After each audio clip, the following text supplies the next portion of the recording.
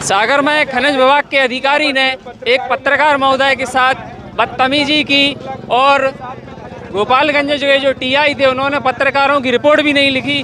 उसका विरोध आज भी सागर में देखने मिल रहा है। हम पीली कोठी पे अभी मौजूद हैं और यहाँ पे चक्का जाम लगा हुआ है और हम एक ऐसे सीनियर पत्रकार से बात करेंगे, वरिष्ठ पत्रकार हैं जिनकी सागर ही नहीं पूरा मध्य प्रदेश जिनकी बात सुनता है। हमारे प्रिय ब्रह्मदत्त भैया जी, क्या कहेंगे भैया, ये जो घटना है कहीं ना कहीं ऐसा नहीं लगता कि लोकतंत्र ही खतरे में आ रहा है? बिल्कुल लोकतंत्र खतरे में है और मैं समझता हूँ ये अभिव्यक्ति की जो आज़ादी है वो आदमी की खत्म हो रही है। हम तमाम तस्वीरें हिंदुस्तान की देख रहे हैं कि अभिव्यक्ति की आज़ादी ही खत्म हो रही।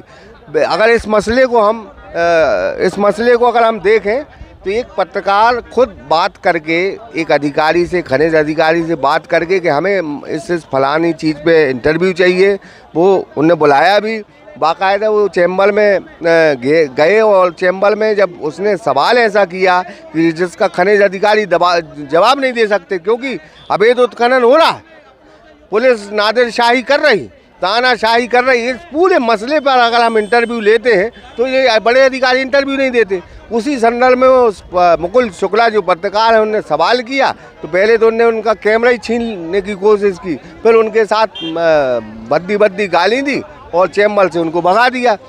आप दूसरी घटना देखिए कि वो अधिकारी थाने पहुंचता है, मतलब गोपालगंज थाने का ये मसला है।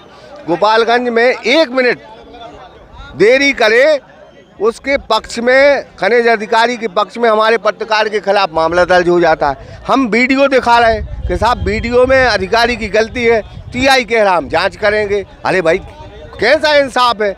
इतना ही नहीं, गोपाल भार्गव जी आए, वरिष्ठ नेता हैं, मध्य प्रदेश के सबसे सीनियर नेता हैं, उनने वीडियो देखा, वीडियो में कहा यार ये तो खनिज अधिकारी की गलती है, लेकिन खनिज अधिकारी के खिलाफ मामला दर्ज नहीं कर रही थी पुलिस। उनने एसपी और कलेक्टर से बात की और उनने कहा कि आप वीडियो देखो, वीडियो में साफ साफ खनिज अधिकारी की गलती है। लेकिन उसके बाद भी गोपाल भार्गव को कहने के बाद भी 15-16 घंटे हो गए, मामला दर्ज नहीं हुआ। हमारा कहना सिर्फ इतना है कि हमें कमज़ोर ना समझा जाए। जो लोग हमें कमज़ोर समझते हैं, पत्रकारों को कमज़ोर समझते हैं, वो ये भूल कर रहे हैं। एक गालिब का शेर है कि वैसे तो हमें जन्नत की हकीकत मालूम है, दिल बहलाने के लिए गालिब तेरा ख्याल अच्छा है। हम सभी की बातें समझते हैं, सभी की अंदाज जानते हैं, कितना कौन भ्रष्टाचार कर रहा है सब जानते हैं। तो संकोच की लकीर है, आज वो लकीर टूट गई है। अब देखते हैं कि आने वाले दिन हम लोग क्या कर सकते हैं और प्रशासन क्या करेगा।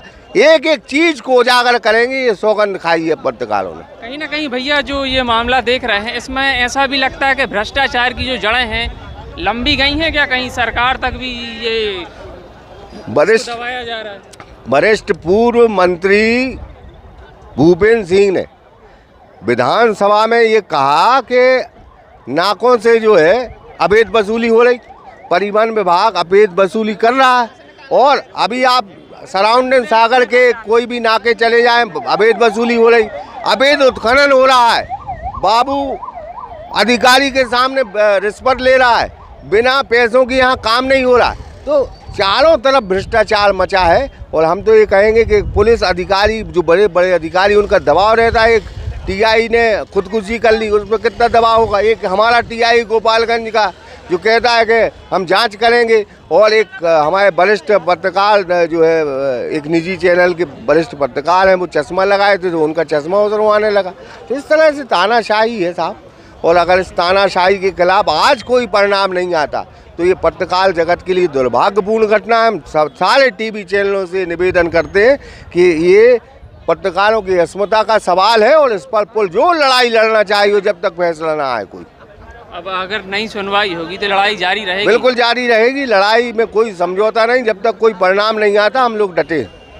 धन्यवाद। तो आप देख रहे हैं चारों तरफ अभी जाम ही लगा हुआ है और चारों तरफ जाम लगा हुआ है और पत्रकारों के इस जाम में कई लोग सम्मिलित भी हो रहे हैं। और वरिष्ठ पत्रकारों का कहना है कि जब तक उनकी सुनवाई नहीं होगी ये लड़ाई यूं ही जारी रहेगी।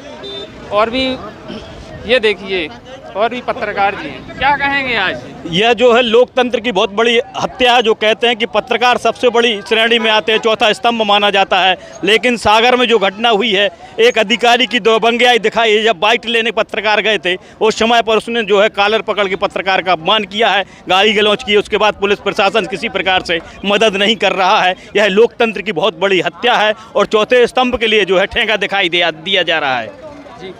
और ये वही पत्रकार जी हैं, मुकुल शुक्ला जी, जिनके साथ में खनिज अधिकारी ने बदतमीजी की थी, और उन्हीं से बात करते हैं। कब तक चलेगा ये आंदोलन? हम लोग की दो मांगे हैं सिर्फ, एक खनिज अधिकारी का सस्पेंड और गोपालगंज टीआई का सस्पेंड। अगर जब तक नहीं होती, आप कल तो बातचीत चली गई, लेकिन आज से अनिश्चितकालीन धरना चलेगा, दिन रात 24 घंटे का। हम सबकी पत्रकार, जिस हिसाब से कल गोपालगंज टीआई ने व्यवहार किया, उससे ज़्यादा खनिज अधिकारी से गया बीता व्यवहार किया गया हम लोग को दिल से ठेस पहुंची है, क्योंकि चौथे स्तंभ में आप भी और हम भी हैं। हम और आप 24 घंटे हर एक व्यक्ति के लिए अवेलेबल रहते हैं, और हम लोग के लिए कोई जिला प्रशासन एक छोटा सा कर्मचारी पूछने नहीं आया, तो इसका मतलब क्या निकाल है? आपने अपने जीवन में प्रशासन का जो ये रवैया है, पहले भी देखा क्या ऐसे ही रवैये रहते थे कि आज हुए? बिल्कुल, मेरी 25 साल की पत्रकारिता में पहला मौका पड़ा हुआ है कि ऐसे भ्रष्ट और ऐसे जलील कुत्ते टाइप के आदमी देखने को मिल रहे हैं। इतना सा होने के बाद भी कोई अधिकारी कर्मचारी पर कोई कार्रवाई नहीं हो रहा है, तो अब मजबूरी इनका कोई भ्रष्टाचार की पोल खोलते होते उल्टा अपने लोग मारना चलेगा। अब अगली बार एक हाथ में बंदूक हो, एक हाथ में कलम की ताकत लेके चलना पड़ेगा अगर ऐसे रवैया अपनाएगा तो। आप लोग का जो ये धरना है और भी आगे कठिन बनेगा क्या? बिल्कुल, अगर ना मांग नहीं मांगी तो प्रशासन के लिए दिन हर सेकंड कठिनाई के तौर पर गुजरेगा। उसका जवाबदार पूरा जिला प्रशासन, पुलिस प्रशासन रहेगा। जब तक वो दोनों सस्पेंड नहीं होंगे, दोनों अधिकारी, चाहे वो पुलिस वाला हो, वो खनिज वाला, दोनों, हाँ, जब तक सस्पेंड नहीं होंगे, जब तक हम लोग धरने से नहीं उठेंगे। तो आप देख रहे हैं, पत्रकारों का भी कहना है, जब तक खनिज विभाग के अधिकारी और गोपालगंज के जो टीआई हैं, दोनों को सस्पेंड नहीं किया जाएगा, इसी तरह के धरना प्रदर्शन आपको देखने मिलेंगे। सागर से संस्कार समाचार।